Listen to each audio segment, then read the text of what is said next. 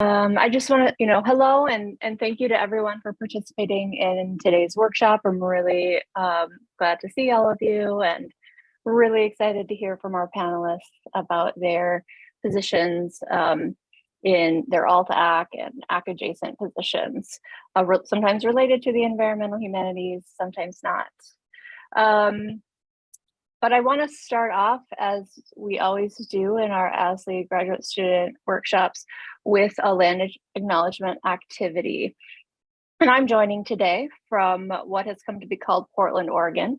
I affirm that these are the rightful homelands of the Multnomah, Molalla, Kalapuya, Chinook, Clackamas, Tenino, Wasco, Wishram, Paiute, and many other Native people who've always lived here and who live here currently, who have always belonged to and cared for this land and water, and whose bold resistance to colonial oppression should guide us all. I'm going to put in the chat a website that you might be familiar with, where you can find whose lands you're on, and you're welcome to introduce yourself in the chat. Unfortunately, we won't have time to go around and have everyone who's joining us today introduce themselves, but we'd love to learn a little bit about who you are and where you're coming from in the chat.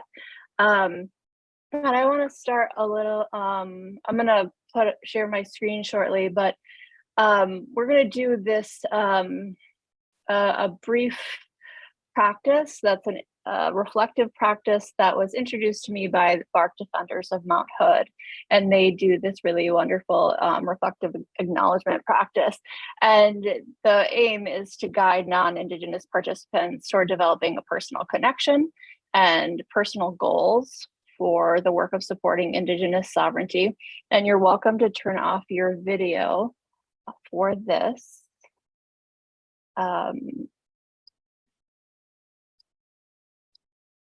So what we invite you to do is take 2 minutes to write some instructions, intentions, actions, next steps for yourself, action you're actually going to take for developing your practice of acknowledgement through actions. What actions are you prepared to take to honor the original people wherever you are located and around the globe?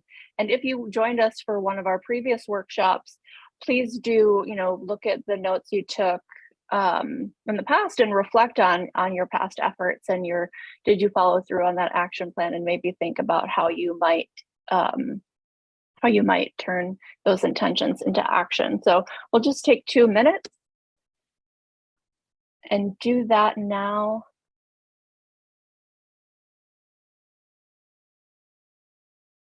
So if you would start wrapping up your writing, that would be great. And maybe start moving your thinking away from yourself and take a little bit of time to give yourself the space to practice humility, gratitude, the things that come up for you while you were writing, and direct that outside of yourself to the communities most impacted by colonization, the theft of land, and the genocide of cultures. And as folks begin to come back with your cameras on, hopefully there's a different energy present around you. And I'd like to welcome anyone from any Indigenous communities to take the space at this time or in the chat if it suits you right now to add any thoughts or comments. This practice does focus on non-Indigenous people in our learning, and that is burdensome in a lot of ways. And throughout the workshop, I hope you'll use me as a resource so that this space serves everyone.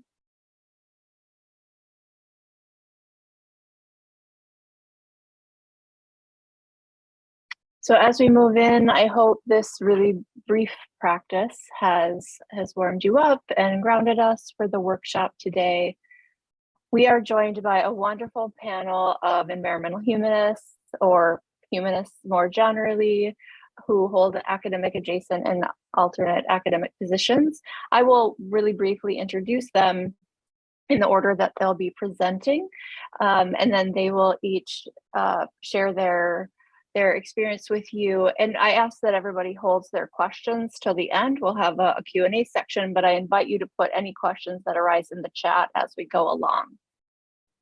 So please help me welcome first Haley Razor, Curator of Natural History at the High Desert Museum, Lindsay Garcia, Assistant Dean of the College for Junior Senior Studies and Recovery, Substance-Free Student Initiatives at Brown University, Taylor McComb, Director of the Student Sustainability Center at the University of Oregon, Heidi Scott, Communications Associate at CSync, which is a National Socio-Environmental Synthesis Center. Russell Schaefer, Communications Specialist at the University of Nebraska-Lincoln, associated with Rural Prosperity in Nebraska, and Weston Twardowski, Program Manager for the Diluvial Houston Initiative, which is part of the Center for Environmental Studies and Humanities Research at Rice University. Haley, would you go ahead and start us off? Yep, sounds good. Thank you for this introduction and inviting me here, Lisa. It's really nice to be here. So hi, everyone. My name is Haley Brazier, and as Lisa said, I am the Curator of Natural History at the High Desert Museum. My full title is the Donald M. Kerr Curator of Natural History. It's an endowed position here. I started in this job just about a year ago. So I'm really sort of fresh into it, really happy to have my first year under my belt. And everyone else on the panel has finished their PhDs, but I'm actually still a PhD candidate.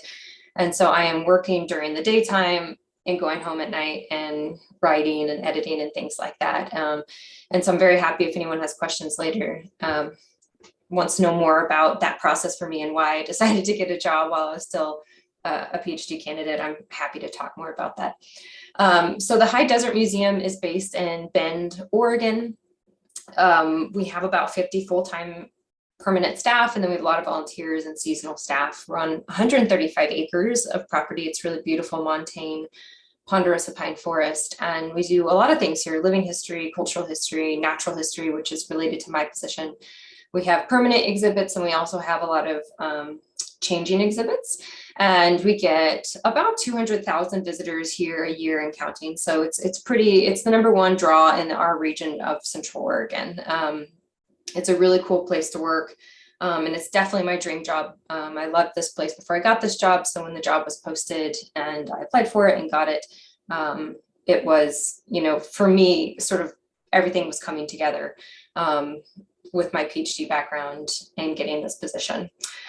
So before I got this job, I was a PhD student at the University of Oregon for the past 6 or 7 years. I lived in Eugene. Before that, I got an MA in history at Colorado State University. And before that, I got my bachelor's degree in history from the University of Kansas. So I have been a historian all along. I am specializing in environmental history and marine environmental history for my PhD. And so that is related to this group. It's not, maybe literary studies or English side of things, but it's definitely an interdisciplinary field, environmental history. The person who had my position before me was a scientist, but they had on the job description, they're wanting someone who can understand the natural history of this world, of this region, but also had a strong cultural understanding of the history of this region. And so in my cover letter, I said as nicely as possible, like, you need an environmental historian. And here I am, like, we bring both to the field. I can touch in the science world and in this cultural side of things. And so that's where the environmental background of my humanities work has been just super perfect for me, really, really helped get this position. And it's worked out quite nicely. So I've always wanted to work in what historians would call the public history field, meaning doing work that is historical work but reaches the public. And so that could be in museums or archives, or working for the federal government, working for state government, you name it. So even before I went to get my PhD, I knew I wanted a job like this.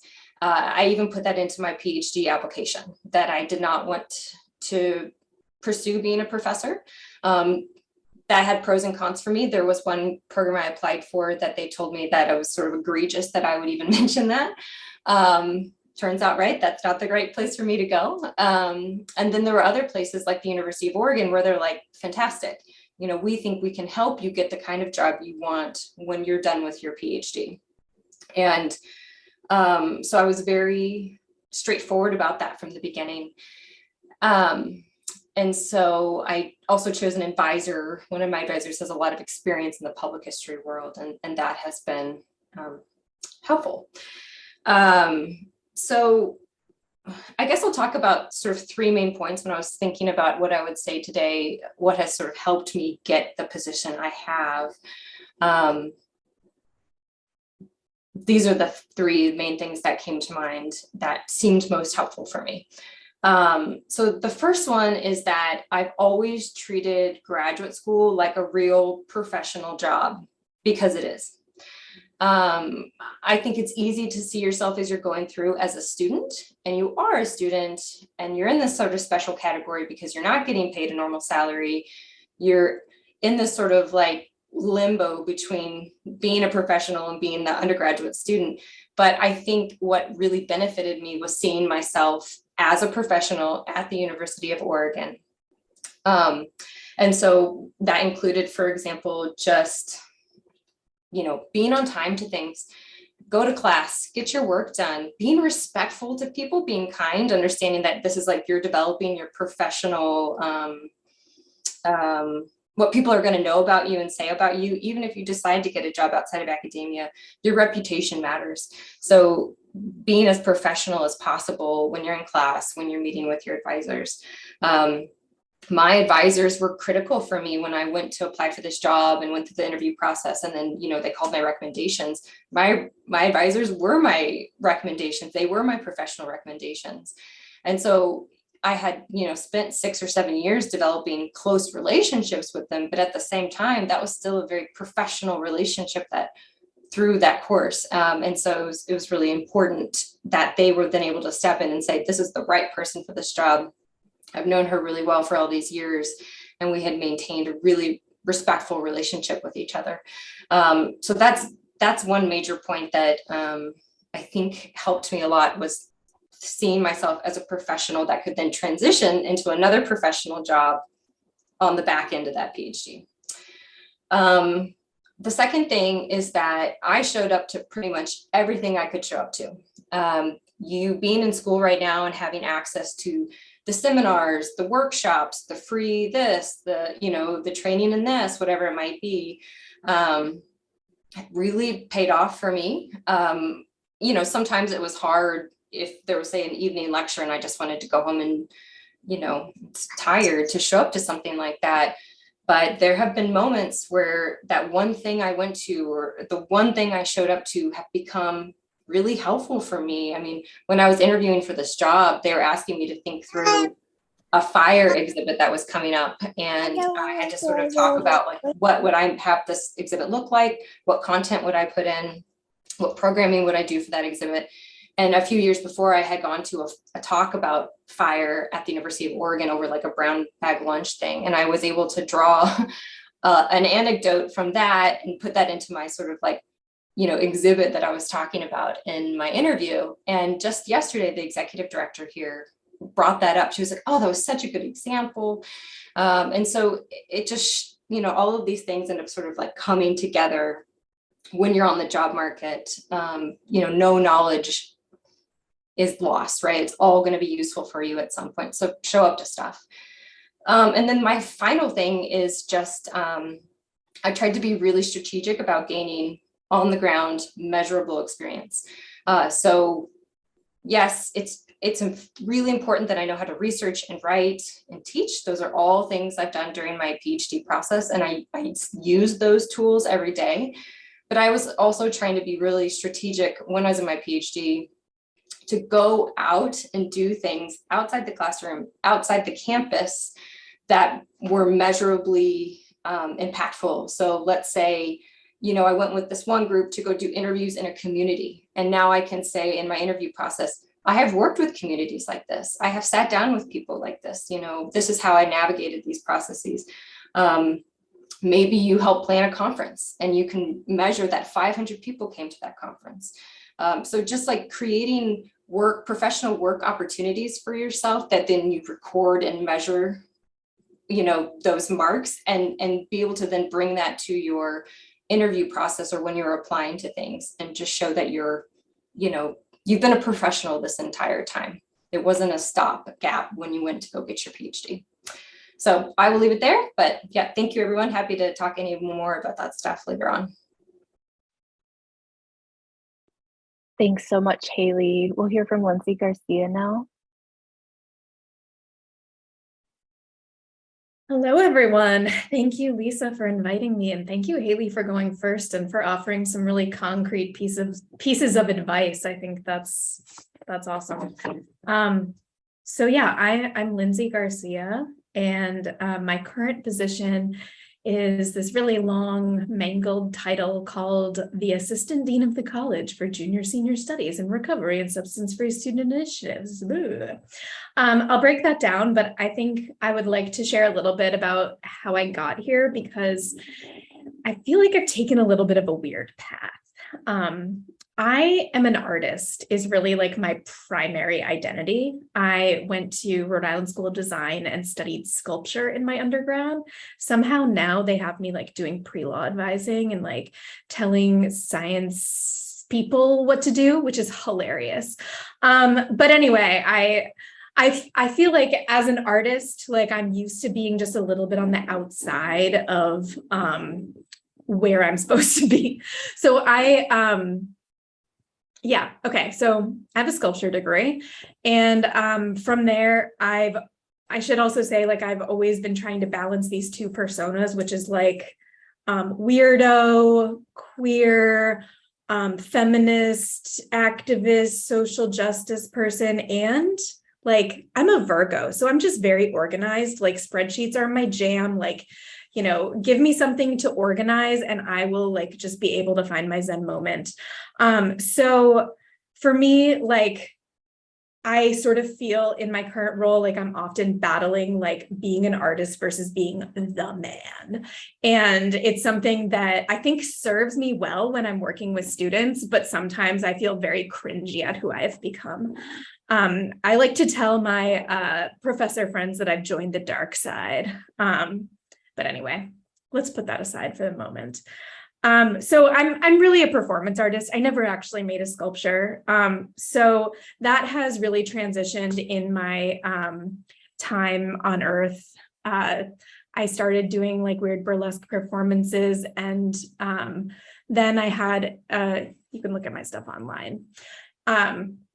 But now I mostly do like comedy. Actually, I'm doing like some stand-up right now. I did improv. I was on improv team until recently. So I find like I had a mentor a long time ago, and trigger warning with this advice: if you're a creative person and you don't make art, you're going to kill yourself.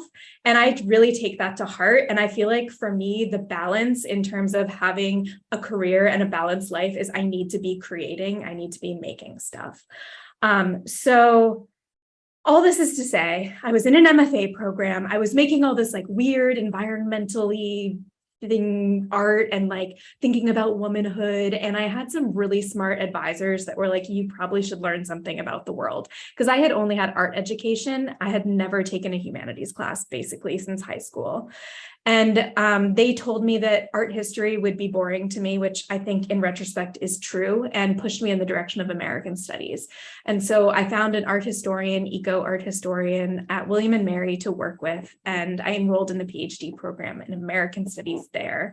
My research ended up being about pest animals and the ways in which the metaphors of pests and the materialities of infestation are basically a structural issue that affect people with multiple marginalized identities the most. And in not just talking from a critical standpoint, I also really brought in artists who were reflecting on this pestness in a lot of different ways. And I did think I was going to be a professor. I really did. And I did all the things that Haley talked about. I went to every single lecture. I made friends with every single professor. I was like, I'm going to make it. I'm going to be different. I was convinced the whole time it was true. And my first job market season was actually not bad. I applied to like 150 jobs. I had 12 Zoom interviews. I had 3 on-campus interviews, and I got 2 of those jobs. I ended up taking a position at Ringling College of Art and Design in Florida. It was, you know, a contingent position like all of the ones I got. And it was cool. I was working with artists. I was teaching queer media, which is like very dreamy, but being in a contingent role I had to still be on the job market. And I had a friend who I had met due to all of my like hyper type A networking, who had worked at William and Mary there and now worked at Brown. And she sent me this job posting, and it was for someone who is in recovery and who has a PhD. And so that's the other part of my story, which I love my job at Brown because I can be all of my identities at once. Like, I'm also a person in long-term recovery. I got sober when I was 24. When I was in that sculpture program, I was extremely wasted the entire time. And now I get to talk to students about that and be really real about how challenging college is when you're using drugs. So that's pretty fun. And I also get the opportunity to, like, I'm teaching this semester in this choreographer's class, teaching students how to be better activists, because students, they really try to tell us to change things, but they're so bad at it. And I just want to tell them how to talk to us. I'm like, we will change anything. You just need to like use the right language. So I'm trying to tell them how to be better at doing what they want to do. And what else? So mostly as a dean, I am the junior senior class dean. So students who are experiencing academic difficulty really, especially at Brown, not to diminish any other schools, but they're all so effing smart. And when they're experiencing academic difficulty, it's always because there's a mental health issue, there's a neurodiversity issue, there's something with chronic illness, there's a personal situation, someone they know recently died. It's always this other stuff. And what I love about the way that we treat students at Brown is we really think about academic difficulty from this holistic point of view.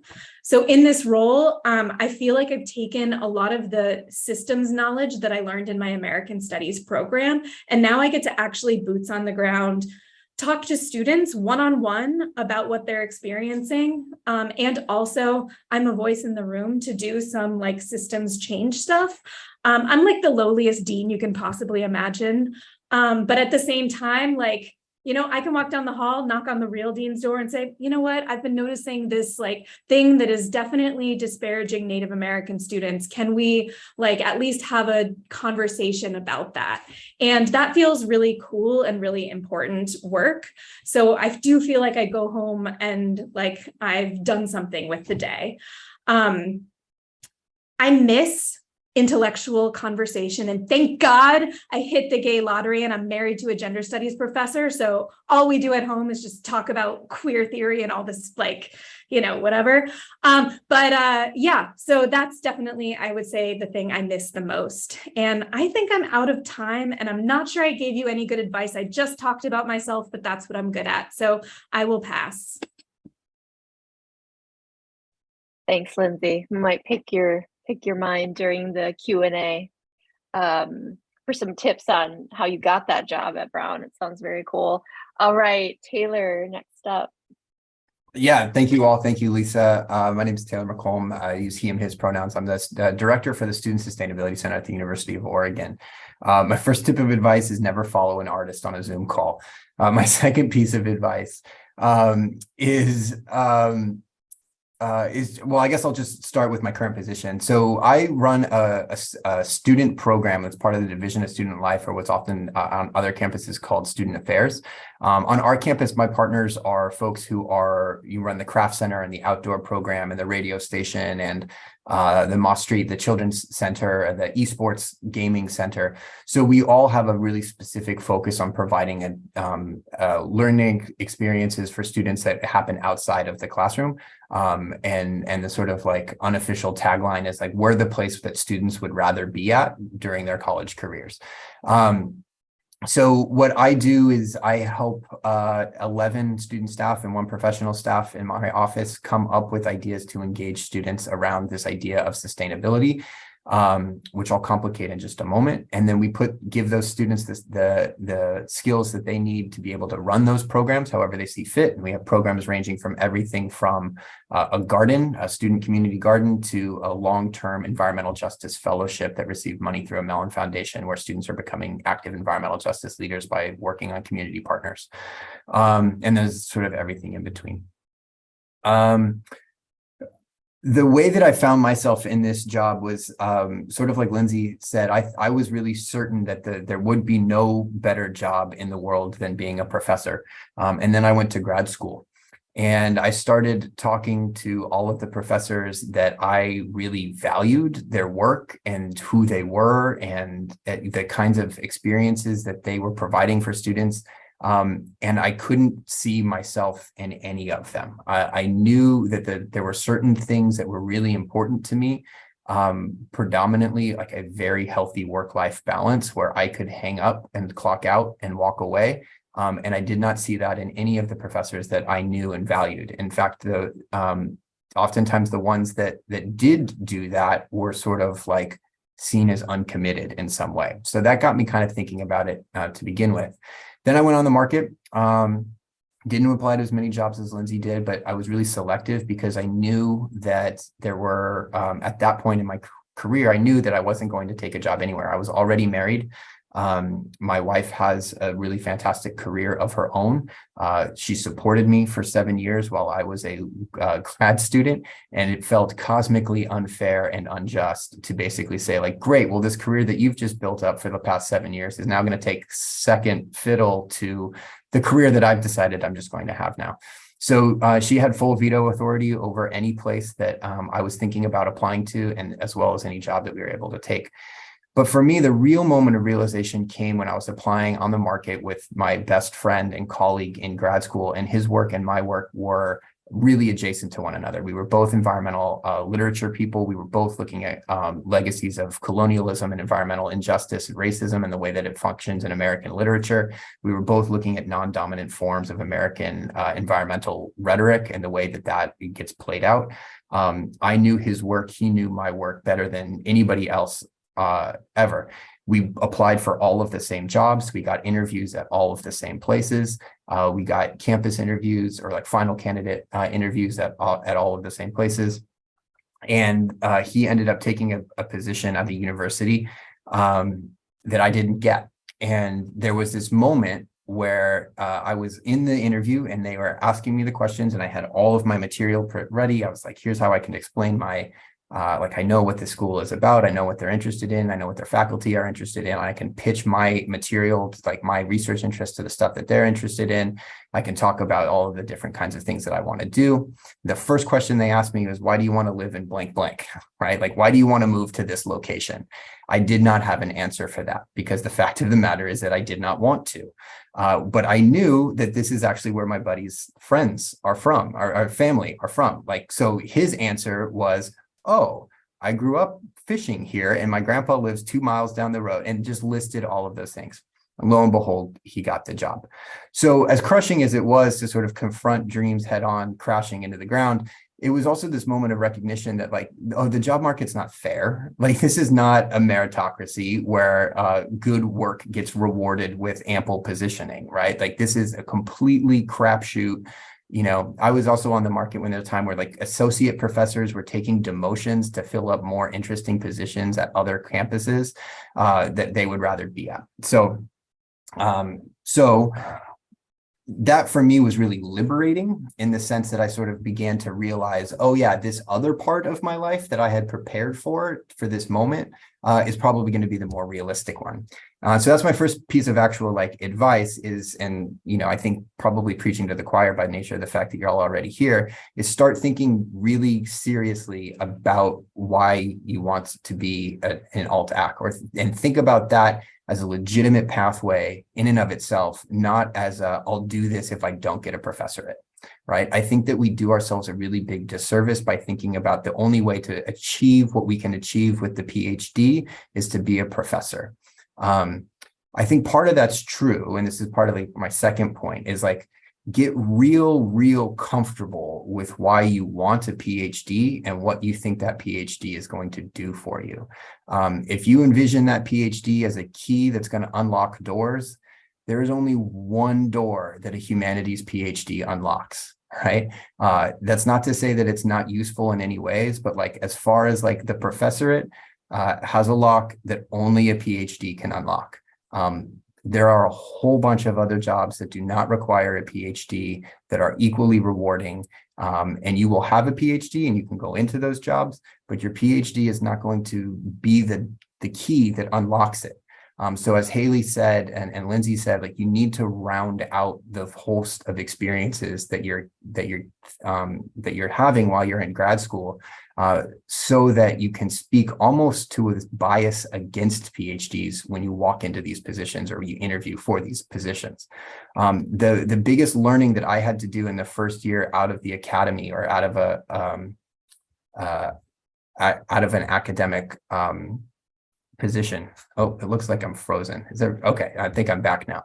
The first thing that I had to realize is, like, there's a difference between valued and valuable, and that really applies to the PhD. And the people who were really impressed by my PhD ultimately didn't care about it, and the people who really cared about my PhD weren't impressed by it.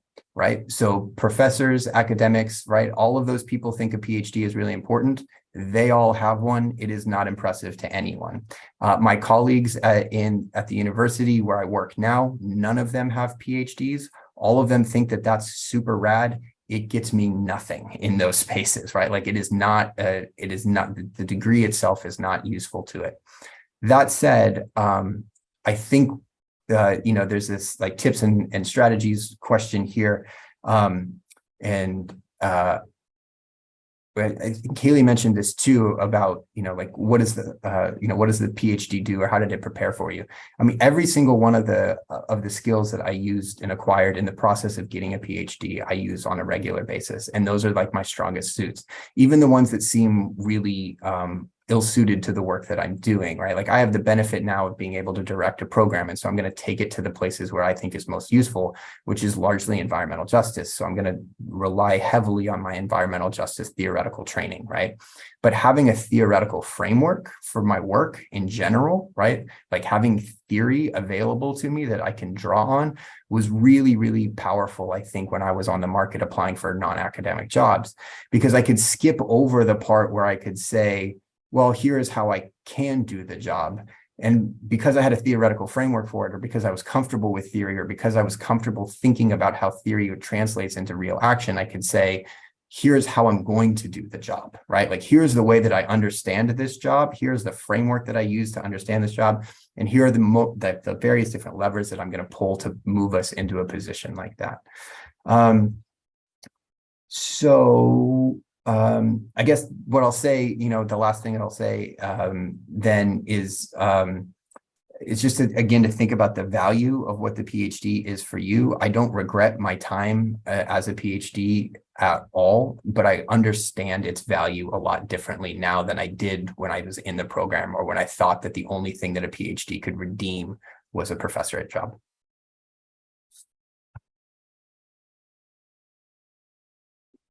Thanks so much, Taylor.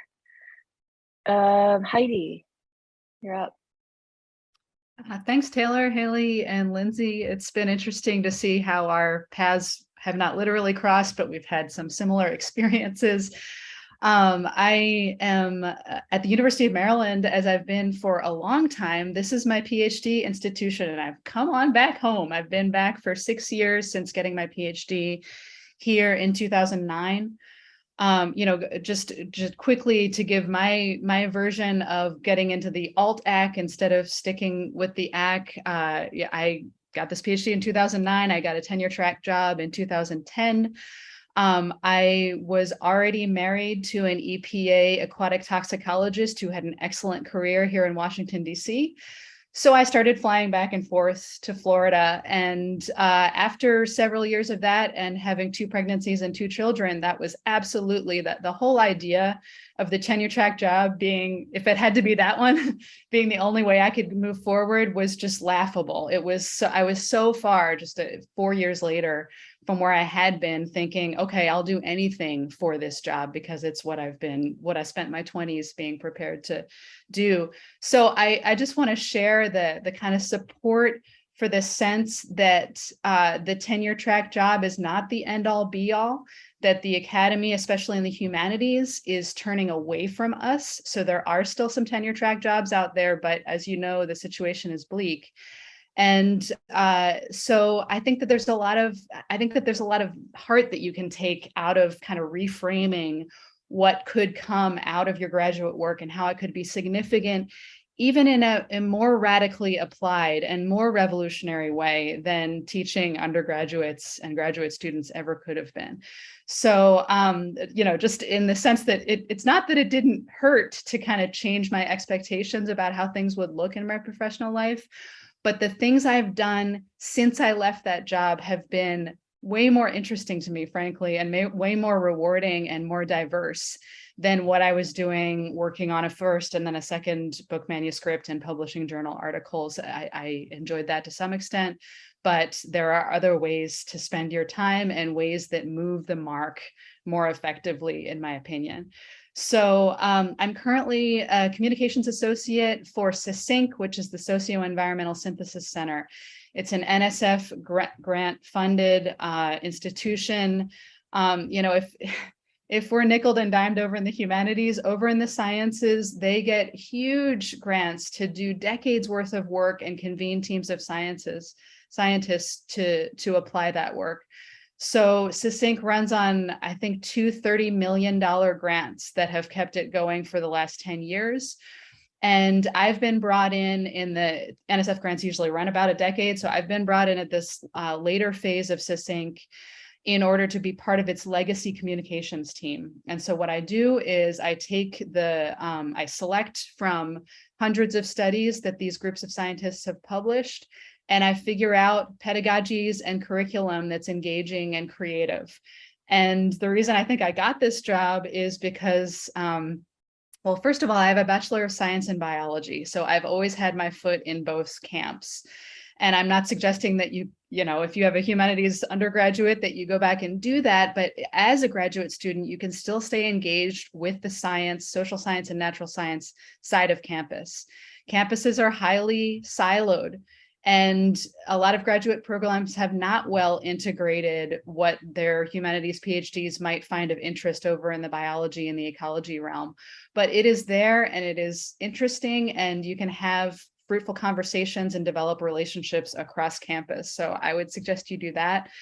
I was hired by Margaret Palmer, who's a distinguished university professor, and she's an aquatic ecologist. And I was able to use some of my experience in field ecology and other forms of environmental intervention to talk about ways that I would bring the environmental humanities into SYSYNC, which is heavily social sciences and natural sciences, but very little humanities. So I think, it was a moment of glory for me the first time that Margaret said to me, I said something like, I'm really going to have to buff up on my biology because it's been a while since my Bachelor of Science. And she said, Heidi, I'm just glad to have a humanist on board. And I was like, oh, thank you. You have made my day just by saying that, because I fear that we live in a world where we constantly feel like we need to justify the air that we breathe and the salaries that we might claim. And there is space for you to work with social and natural sciences and to get their work a bigger audience, to interpret science in ways that are creative to non-specialist audiences.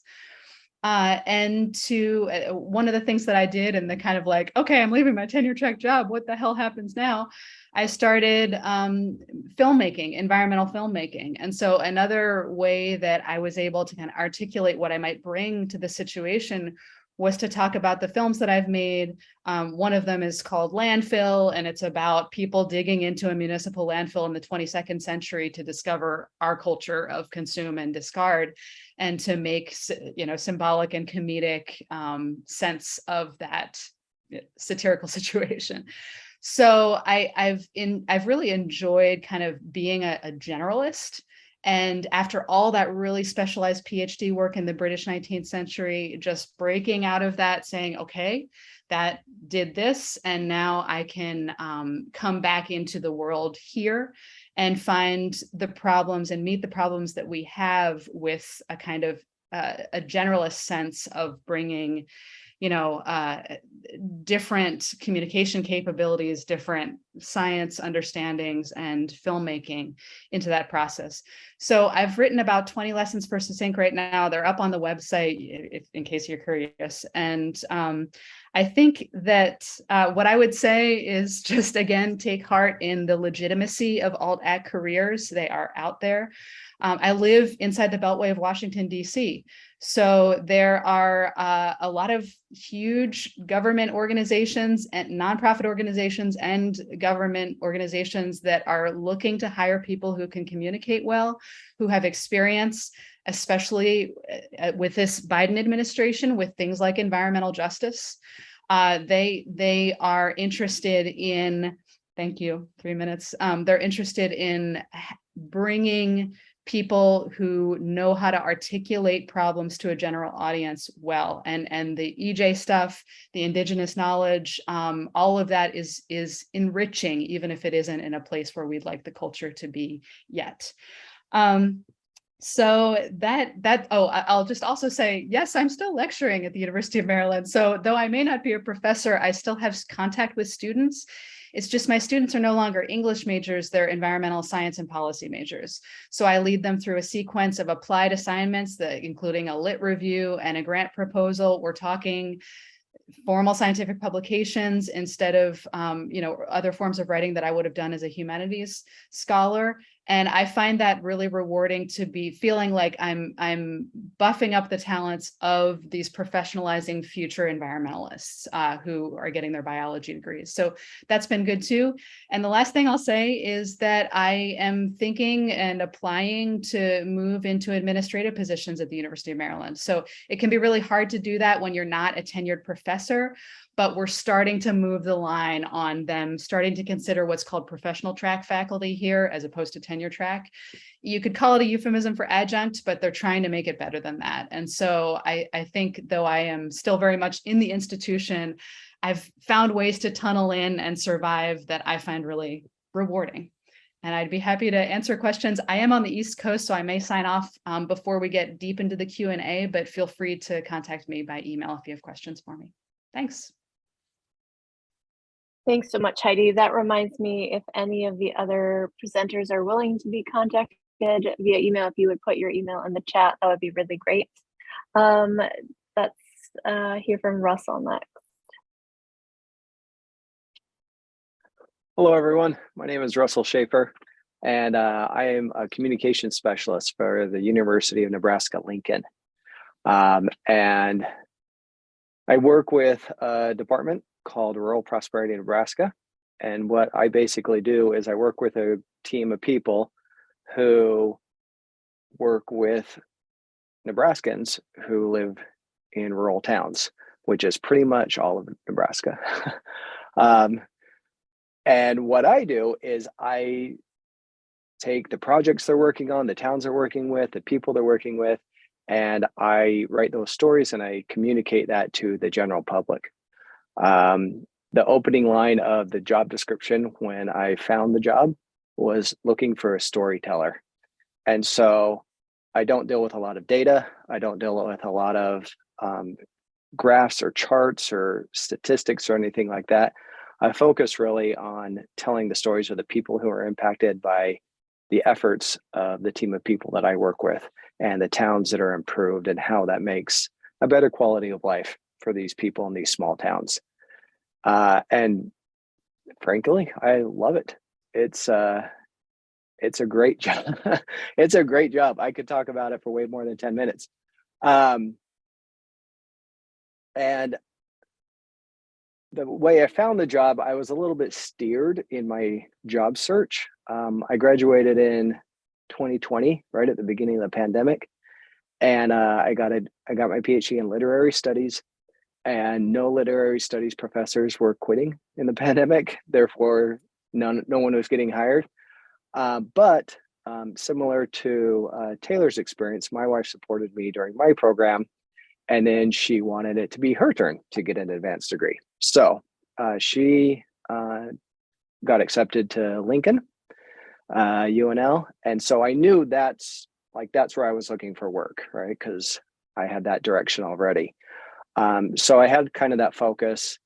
And between my master's program and my PhD, I did teach at universities for 5 years. And then so between my master's, that teaching, and then the teaching that I did as a PhD student, I had like 12 years worth of academic experience. And so going into this environment was a really natural fit. I assumed that I would be teaching after my PhD, but this is an environment that I was already comfortable with and already familiar with. So even though I wasn't doing what I thought I would do, I'm actually doing something that I like a lot better in an environment that I kind of know how it works, know what it looks like, kind of know how people think in the environment and things like that. So it ended up being a really good fit. If you like that environment, if you like the university environment, the college environment, if you like being on a campus, there are lots of jobs like this that you can find. Go look at university websites, but like higheredjobs.com, they have a whole portal of non-teaching positions at colleges and universities and things like that. So there are lots of places where you can go to find, I guess, adjacent jobs, because you're still within a university system or a college system, but you're not teaching. So to get those jobs, however, the question I would ask you is, what do you love most about your PhD? Because for me, while I did spend a lot of my time teaching, that wasn't what I loved most. I liked it, and I liked working with students, and that would have been a great career. But what I really loved about my PhD was the research. My focus was on historical literature and wartime literature.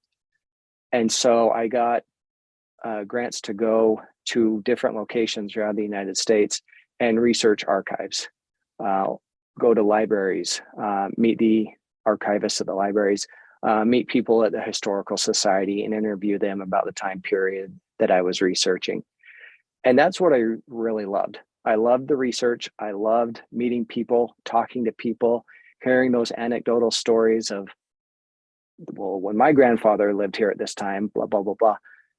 And then turning that into kind of stories that became my dissertation. So when I realized teaching wasn't really an option, I had spent so much time focusing on those things that I became a really qualified candidate for this job, because that's what I do now. I go around the state of Nebraska and I interview people about what's changing in their lives, the impact that my team is having on their lives. And then I get to turn around and tell those stories through a lot of different mediums. So I'm actually going to put our website in the chat. And I get to tell their stories through a lot of different ways. I write press releases, which are pretty straightforward. I do video production. I do web series. I do brochures. I do graphic design. I do photography. It's just all these different ways of doing the things that I love most about my PhD program. And so it satisfies a lot of the creativity that I really enjoyed during my program. And even though I'm not maybe doing exactly what I studied, I'm still doing the things that I really loved. And so if there are things that you really love about your PhD, I would really encourage you to kind of figure out what those things are if they are not teaching. And I assume since you're here, you're looking at non-teaching roles, and really focus on developing those skills and getting experience in those areas. When I first got hired here, I wasn't involved because I was so new, but my team was hiring another extension educator to go with their team. And one of my teammates said, we're getting a lot of credentialed applicants, but not a lot of qualified applicants. And so what they were getting were a lot of people who had a number of degrees and had a lot of experience at universities, but didn't actually have the skill set to work in rural development or community development for land-grant university.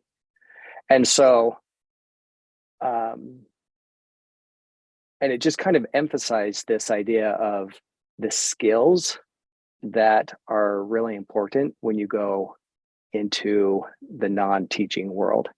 On the Google Drive that Lisa set up, I posted both my resume and my CV, so you can see the differences between the two. I was using both to apply to teaching jobs and non-teaching jobs at the time, and they're very different. And not just because one's a resume, one's a CV, but the focus of each document is very different. And I realized that the skills that I had developed in my PhD were really valuable in getting a non-teaching job, getting the job that I have. No one cared about what classes I taught. No one cared about what conferences I presented at or anything like that.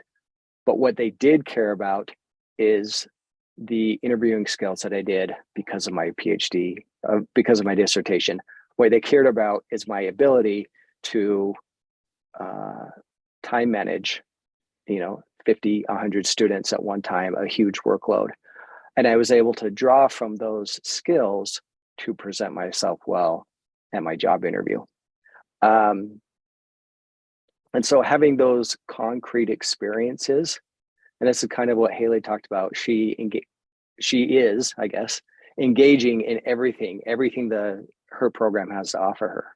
And all those skills that you develop, they're valuable and they are concrete, and you can use them to not just say, look, I've done these things, but to show that you are qualified to get the jobs that you are really looking for. And I think that's it for me. Thank you. Thanks so much, Russell. Very helpful. Weston? Hi, yeah, thanks for having me. I'm trying to figure out where to start now when everybody already got to say the smart things. So I guess I'll just talk a little about where I've kind of come from and what I'm doing. I am the program manager for the Alluvial Houston Initiative at Rice University, which is a Andrew W. Mellon Foundation grant project, more words. Basically I was brought on to create arts programming and to help run this grant that's really focusing on post-catastrophe spaces and network building across the Gulf South. And to back up from there, my background is theater, and I have been a lifelong theater artist. I came out of my undergrad with a BA in theater and a BA in history, so fully humanities spectrum, and was paying my rent badly tap dancing and things, and teaching children's theater pretty well, I will say. But that also is not how I really wanted to live my life. I think, as Lindsay hints to, I wanted to carve out a space where I could continue to create and to make things. I also did not want to have to do 8 or 9 shows a year to pay the bills and still be living on the poverty line. So academia for me was like going corporate, because if there's one population that's probably lower on the rung of things than academics, it's artists. And so, yeah, so I wound up getting a master's because someone said, come and we'll pay you for 2 years to get a master's and do research and teach and direct. And then I was like, I actually really like research, and I think I want a doctorate, and I really love teaching, and I think I'd really like to do that. So I've kind of consistently been a step behind my career trajectory and didn't really see things coming that my friends are always kind of like, this was news for you that you might want to do that, which is great.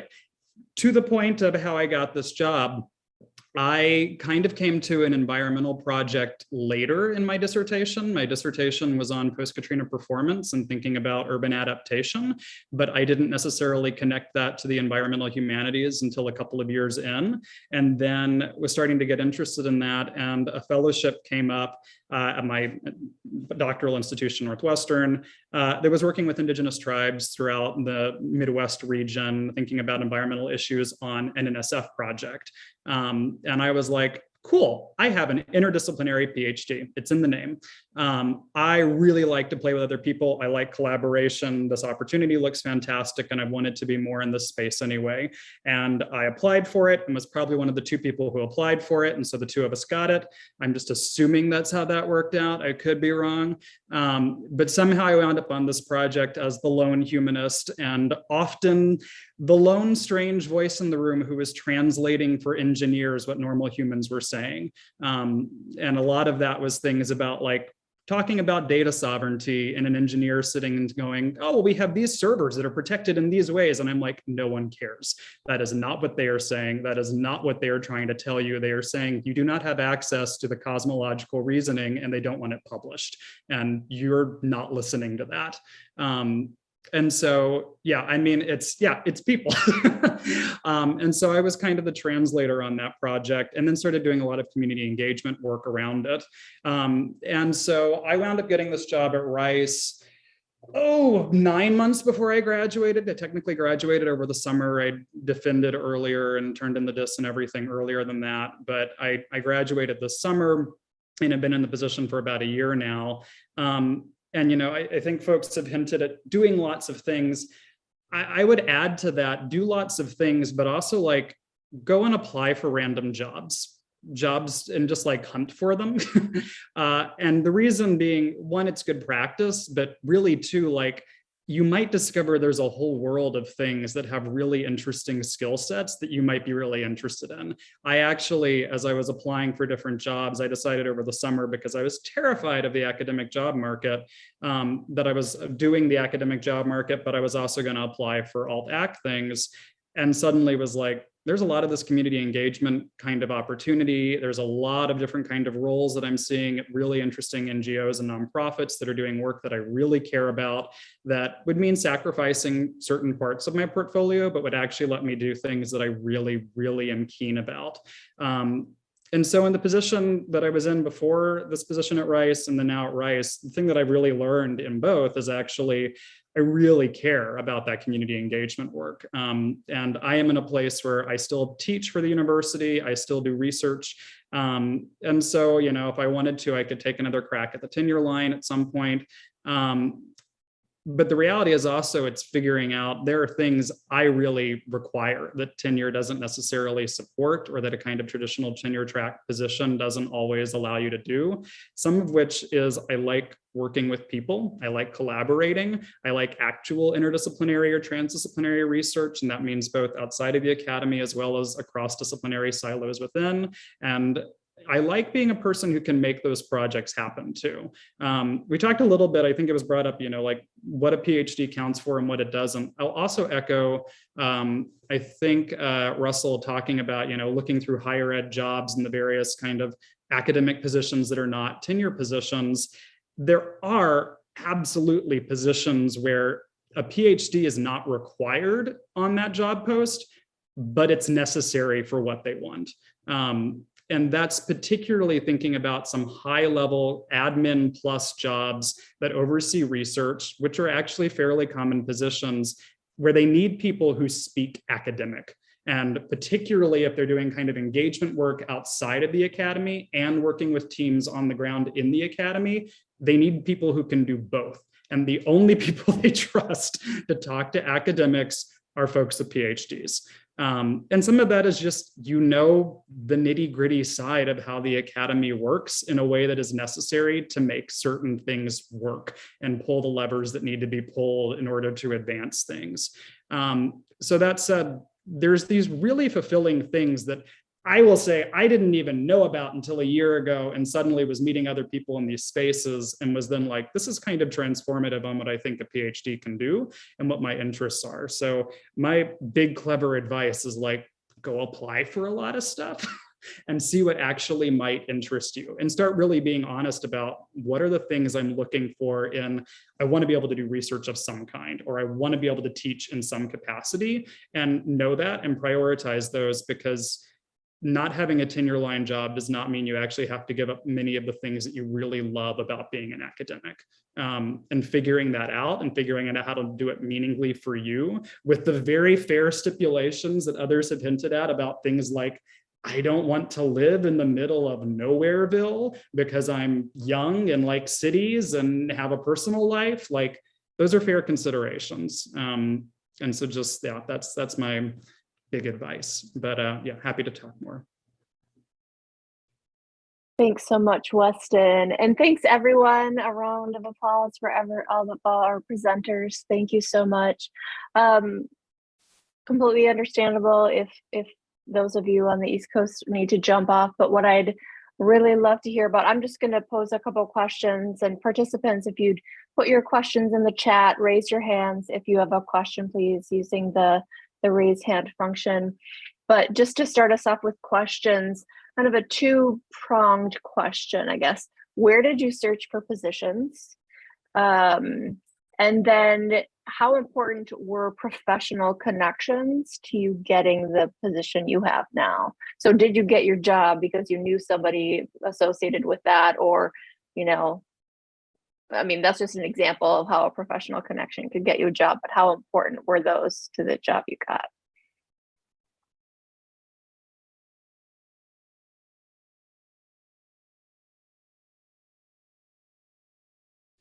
I was just talking, but I'll jump in again. I'll say I looked on LinkedIn, I looked on Google, I looked on a lot of the just kind of ordinary sites you would Google things for, and those worked pretty well, especially for kind of non-AC things. In terms of professional connection, did not matter one bit to where I am. It was not at all about professional connections, but the reason I wanted to jump in was it was about spatial connection.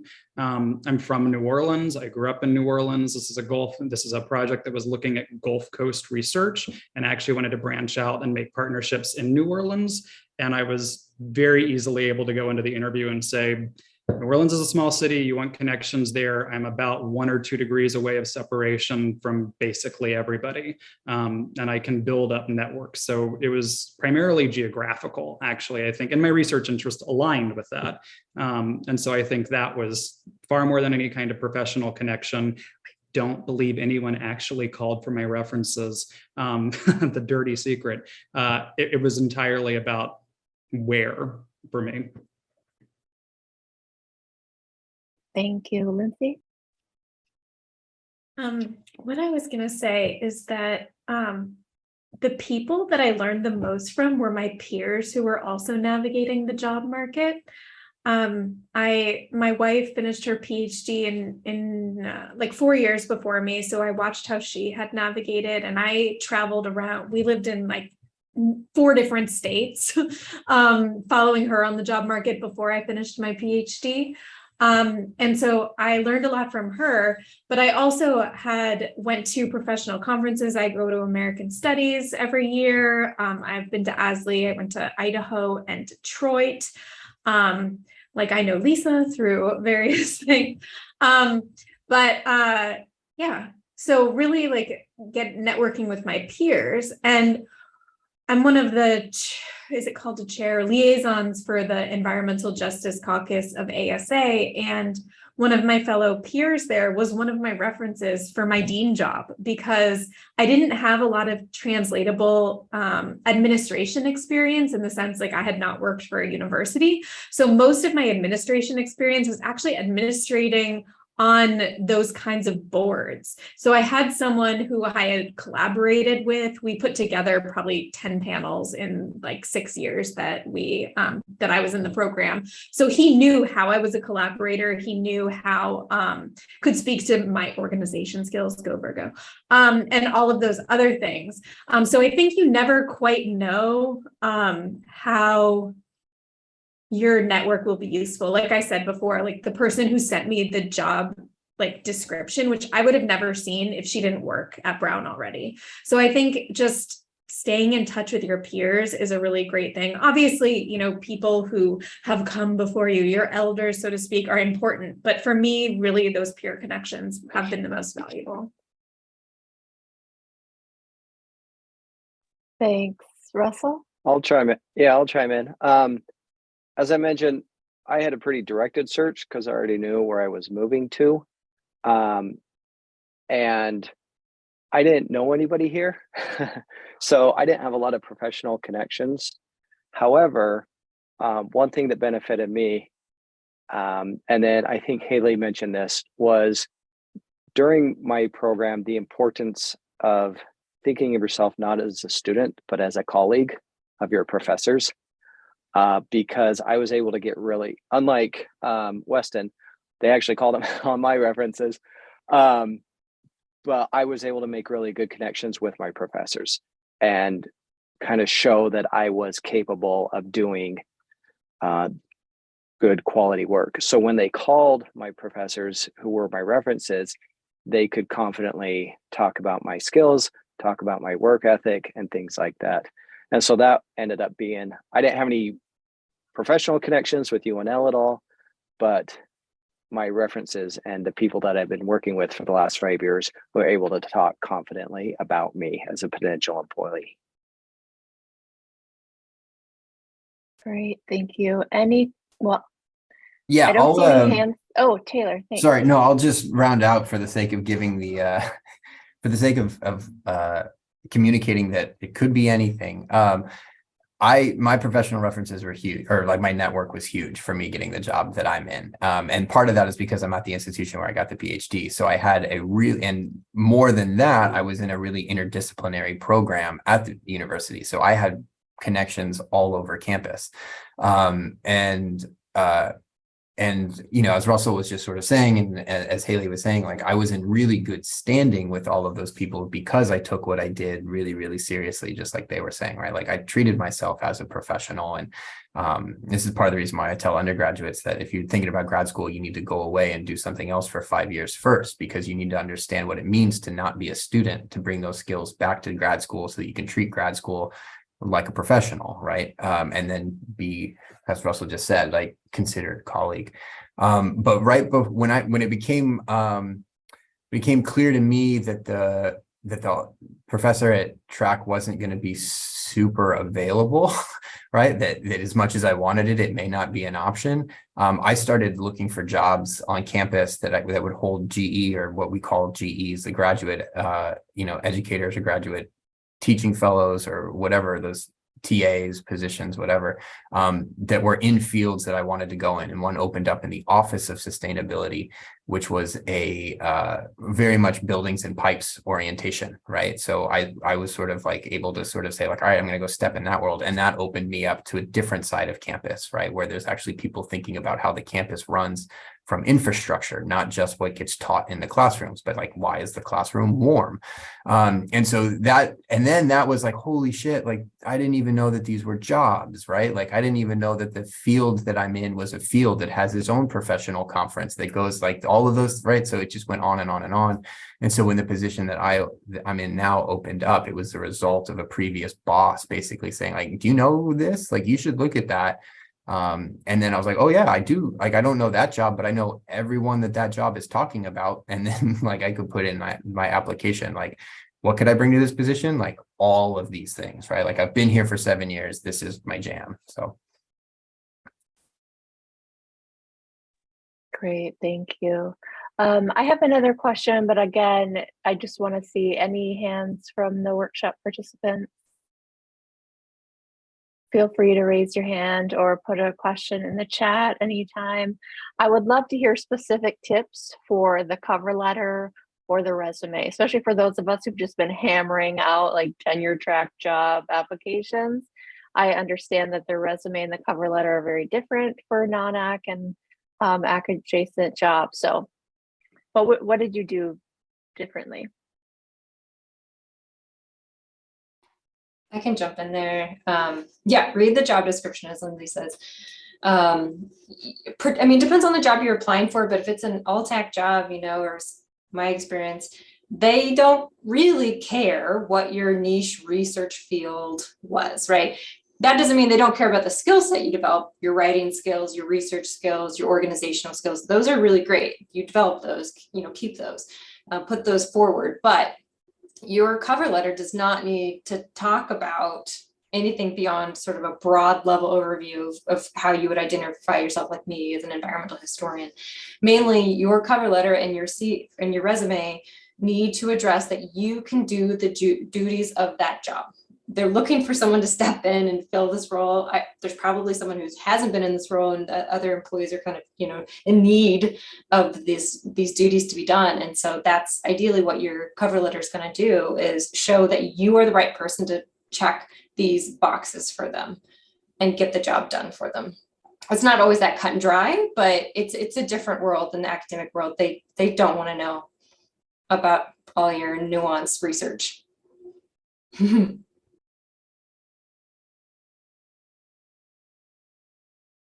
Thanks, Haley. Any other thoughts?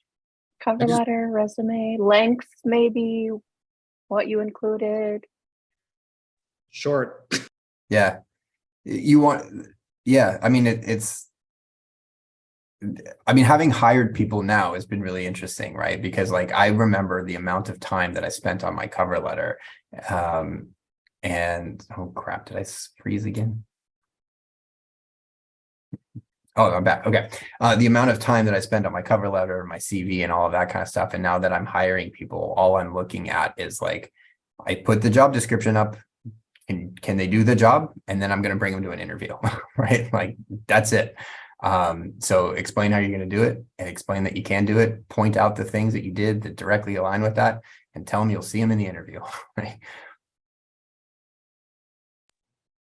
One thing that was helpful for me was having non-academics look at my cover letter and resume, because they're very different than a CV. And like in my program, we had a great career specialist who was excellent at helping all the students write their CVs and their cover letters and all that sort of stuff for teaching positions, but not very good at going alt ec.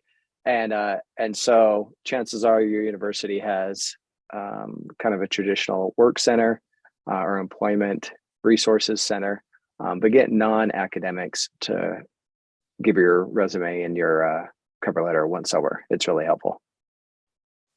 I would echo the career services thing. Actually, from the other side, we had a designated person for grad students who was very good about kind of targeting things for resumes and whatnot. The other thing would be almost, every university will have some kind of career services. Go talk to somebody who does the undergrads. Most of them are not applying to an academic job. So like, find somebody in career services who's just giving normal advice and not highly specialized. Here's your 2-page cover letter that has to start with a long paragraph about your dissertation advice. Go talk to those people and get like, check for typos, but also get them to most of them have good lists of action verbs. Haley was saying earlier about, like a conference with 500 people, tangible things that demonstrate the skills. It really gets boiled down to presented 12 conference papers, wrote 3 articles for these kind of audiences. They don't need to know what it's about. They need to know, oh, this person can actually write for an audience. Oh, this person can speak comfortably in public. Oh, this person. It's about figuring out how to communicate that. And I know everyone hates this word, but spinning what you've already done in grad school to whatever audience you're sending that off to. Yeah, and that spinning is so much easier than you think. And if you look at a job and you're like, I want that job, but I don't have that experience, talk with someone who knows you and say, this is the experience I need to demonstrate. Can you tell me what I've done to demonstrate that? And someone else can usually see you better than you can.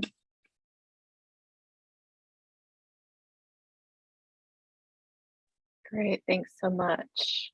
Just want to pause for a second for any workshop participants who want to raise a hand and ask a question.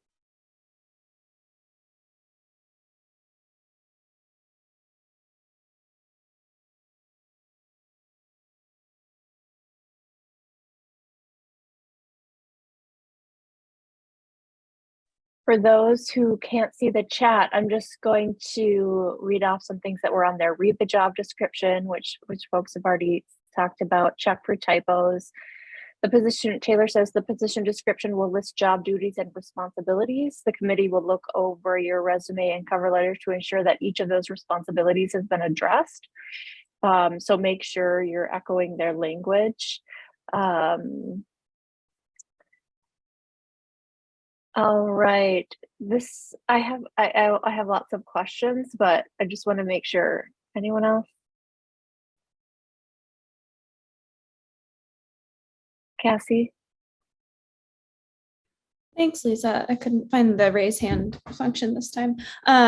This is kind of a logistical question for folks. I've noticed on the academic job market, this is year 2 for me, that most positions don't post salary range or anything like that, which is infuriating. Is that different for alt-ac? I mean, I've done a little bit of alt-ac applications last year, and I'm committing a lot more time to those this year. And they seem to be a little bit more likely to do it, but I was just curious what your experience was, because that is so frustrating.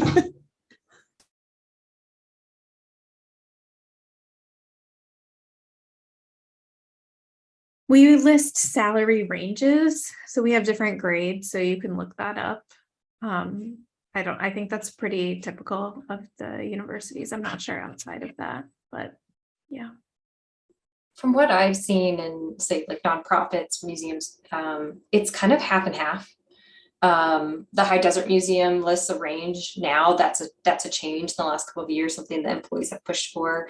I think it's a good sign if an organization is upfront with salary ranges. That might indicate something else to you about, and particularly if they're not a state organization, right, that has to report these things. So if it's like a private organization and they're listing their salary or salary ranges, that's a good indication that they might be stepping forward on other things as well. I wish they all did though, yeah. And don't let the way the academic job market works, where you'll just take anything anywhere, dictate how you approach negotiating your salary. Always ask for more money, because if you get to the stage where someone is offering you a job, if you say no, they have to cancel the search, and they do not want to do that. So you have a lot of negotiating power once you have an offer. Please negotiate. Please ask for like everything you could possibly think of, like all the computer supplies you want, literally anything you could possibly think of. Like, I want every Friday from 2 to 3 off so I can go do a meditation down by the park. Like, think about it, ask for it. Right now, we're getting a lot of unqualified candidates for our positions at really high levels. So if this is an industry, it's the same industry. I'm still an academic, whatever. Like if you want to go into higher ed administration, it's a really good time to apply, because like everyone is shifting jobs and the quality of candidates we're getting is not great. Not that everyone doesn't bring their own lovely personhood to the table, but you know what I mean. Lindsay, that just reminded me of another thing too, which is like to take seriously the psychological toll of grad school and what that does to your sense of self-worth. I'll say that sort of like tongue in cheek, but also very seriously, right? And this again goes back to like that comment I made about the difference between valued and valuable. In grad school, we're trained by definition to know that we are not good enough until someone tells us that we are good enough. And then when they tell us that we are good enough, we will take, like, the job advice that I got was like, take whatever you can get. Like, and the reference is that is like, you're only worth what people will give you, right? It should not be that way, period. But it's definitely also not that way, as Lindsay was just saying, right? Like, you have to have confidence in the fact that you are valuable to people and the organization. And if it is a non-act job that is offering you a position, they think you are valuable and you should be compensated as though you are valuable.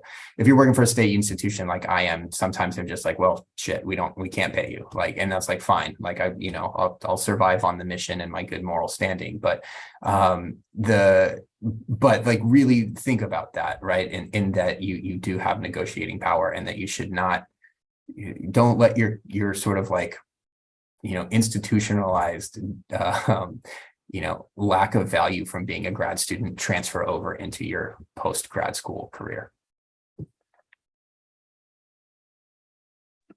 So in my office, I got a new grand boss, and she made us all do this worksheet where we had to talk about how we wanted to be valued by the organization.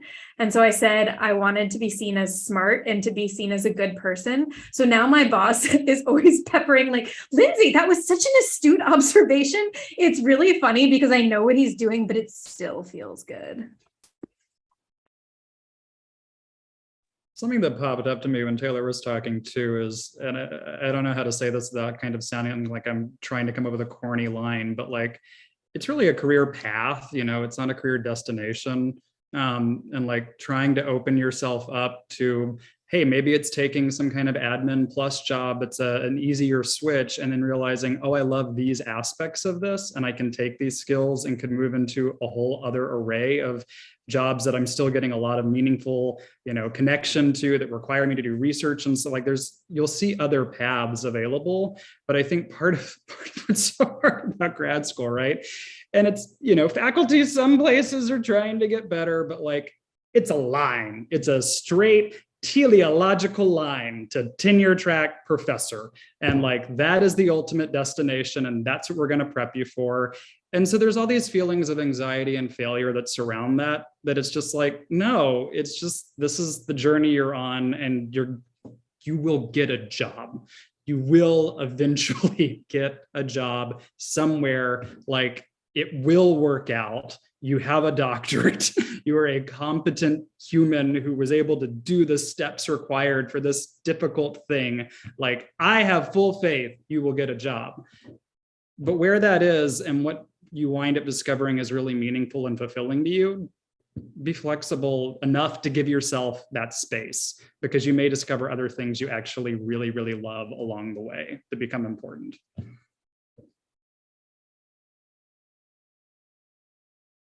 Okay, there's a question in the chat from Kelly Gray. Kelly writes, I was wondering what you all saw as the value of publications in obtaining your careers. Is it worth investing time and energy into publishing in journals while in grad school? And what would you recommend, especially for someone more interested in public-facing work?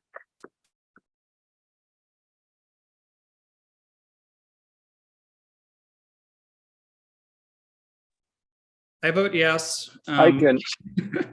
Oh, you ahead. Yeah. No. Sorry, Weston. I actually kind of just was answering Lisa's question, but to that same point, for me, that ended up being valuable because after I sent in my application, before my interview, they actually contacted me and said, "We'd like to interview you. Will you please send in 3 writing samples?" Now that may or may not happen with everybody. Mine was a communications job, so writing was important, and be able to write coherently was important.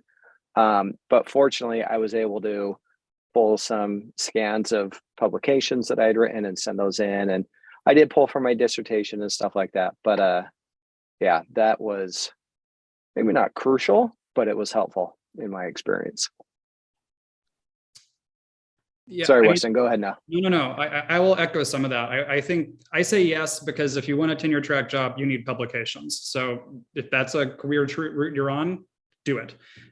If you don't want a tenure track job and you already know that, or you're considering other things, I still say do it because it gives you a certain kind of clout and credibility in a number of fields to be able to say that I have published certain academic things and have standing as an academic, especially thinking of spaces where if you were to go into any kind of research for an NGO or nonprofit, having some academic clout can actually be very beneficial. You can also take those articles and then do that interesting work of translating them to a much broader audience. And so you can actually leverage academic writing into public-facing writing in a way that's really clever and positions you as a public expert. And so, yeah, I think for a variety of reasons, it's good practice to publish and publish in a variety of forms and ways, because that can work to your advantage across a lot of fields. I'm gonna give some controversial advice here, which is, do you want to write articles? If so, write them. If you don't, because you ultimately want to have the life that is fulfilling to you. And if writing does not fulfill you, having a job that requires writing to get it is going to be not a good choice for you.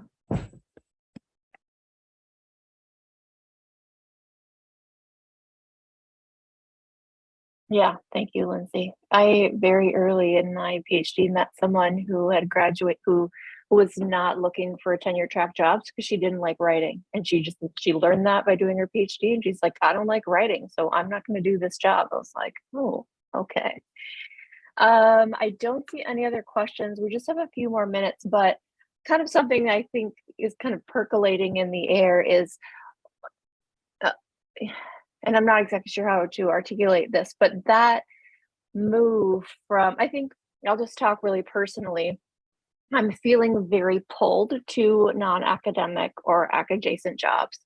But there's of course this training that's been pounded into my head of like, you have to apply for tenure track jobs. Like that's what you should be doing.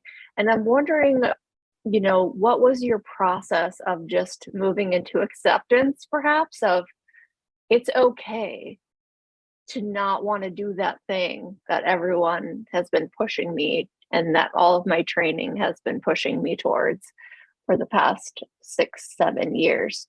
Was there a conversation you had? Was there just a moment where you're just like, it's fine. I don't, was there grief that you went through? What was that like? So I'm in a position now where I work with professors all the time, and I can just say that I don't want any of their lives. So it's a personal grieving process because of the way that academia values people who have tenure track jobs. But if I look at like the lifestyle of a professor or what a professor does on a day-to-day basis, like if I have to teach intro to gender studies like twice a year for the rest of my life, kill me now. Like I will get bored so fast. So it's like, for me, what I like about my job is that like it's different every day. I spend like half of the time dealing with emergencies, which is really fun for me, probably a trauma response. And then the other half is like, trying to make the university a better place for all people. And so all of those projects, a lot of them, I can choose what projects I want to say yes to. So that makes it exciting. And what I loved about everyone's description is most of the people that shared were talking about how like what they do is like they're not just thinking about things, they're applying what they're thinking or what their like theoretical knowledge is or what their feelings are. And so there is part of me that feels like what I've done, I feel more like I've turned to the dark side in the sense that like most grad students and academics like hate the administration, but like I still hate the administration and I am the administration. So like who even is the administration? I feel like the president of the university is still like, oh, the administration is terrible, but like she's the top. I don't know. But anyway, so yeah, for me, it's about like the lifestyle and the kind of stresses that it puts on someone. And I don't want to just be sitting at home alone in a room anymore.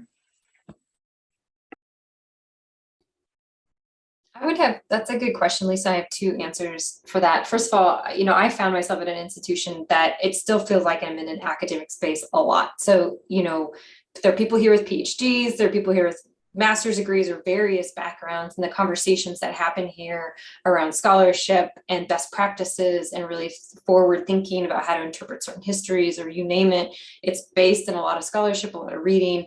And so for that very reason, I don't feel like I'm like losing or lost that side of things. I'm still writing. My writing is reaching thousands of people a year now. It's even better. It's a happier process for me. And so it's like, I still feel like an academic, but the reach is bigger. So yay for that.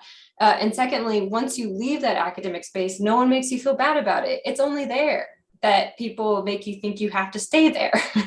So once you get out of the university setting, get into other institutions, people aren't going to give you crap about that tenure track line anymore because it's a very niche part of the society where you're hearing that.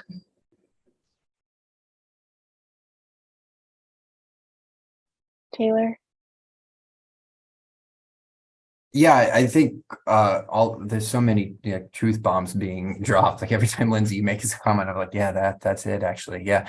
But for me, like I just also want to acknowledge like therapy, real talk. Like I don't mean that in a joking way. Like I mean kind of in a joking way, but yes, really, like like the psychological toll of grad school is real, and you need to respect that. And the idea that your worth is fundamentally tied to your production, and that your production can only be valued and read as successful in one way is what grad school does to you. I'm not saying that like I'm over the hill, like see my therapist on Monday, but like it's definitely very much this idea of trying to figure out like, how do I set what's valuable to me? And I revere the hell out of professors still, right? Like for me, like that is still vaunted territory. The flip side to that, though, and I think like maybe like the dirty secret about it all, is I have so many professors who I'm still colleagues with that are fucking jealous of the work that I do because I'm not a professor, right? And they feel like they've got into this work and that they are in this and they're so far into it now and they don't know how to make the transition, right?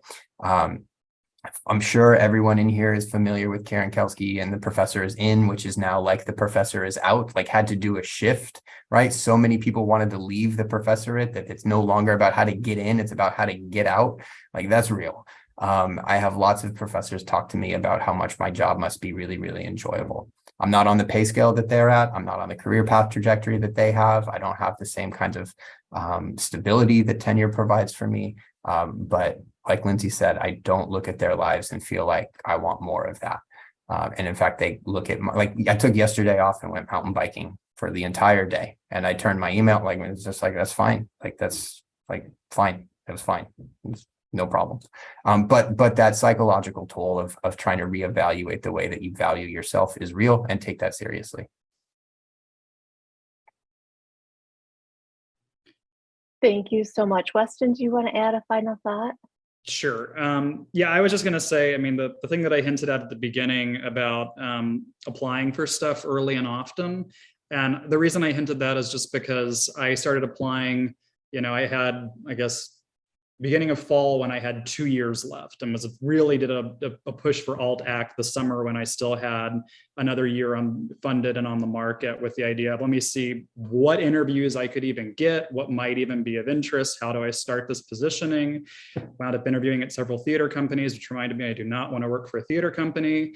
And so, I mean, it was good for learning, like, what do you want to do and what do you not want to do? But what I found was I was seeing so many interesting positions at nonprofits that I was like, the kind of work you're doing is really engaging and really exciting, and is actually making me really interested about these other routes that I could be on. But yeah, for me, I think a lot of just feeling comfortable or getting comfortable with the idea of multiple directions for career was just looking at jobs and seeing, rather than thinking of it as a loss, looking at what was exciting to me and what I could gain in other professions. Because I think most of us have more than one interest in our life. I hope we do. If you're only interested in, 16th century religion in Germany, wow, that's amazing. But also, hopefully you do have other things in your life for your sake. And like discovering that there are ways to apply that and actually be really involved in embracing those other aspects of your life is really freeing. So like, I don't know. I think trying to actually, if you can do the mental math of flipping it in your head that this is an exciting prospect rather than a loss, it goes a long way, which therapy helps with. On that note, thank you so much to all of you. This has just been so wonderful. I know I'm feeling a little lighter about applying for a job, so I hope everyone else is as well. And thanks to the participants for being here. I want to let you know that the video for this workshop will be available on the ASLE website in the next week or so. And after this conversation, I feel a little weird about saying this, but for those of you who are interested in the ASLE 2023 conference, it's going to be in Portland, Oregon next year, and we would love to see you there. And I just want to remind everyone that a lot of our panelists put their email in the chat. So feel free to save the chat or skim through there really quick. And panelists, there are a lot of wonderful thank yous in the chat. So I just want to point that out to you so you can make sure to read those. Thank you so much for your time and your experience and your candor. It's so valuable. Thank you. Thank you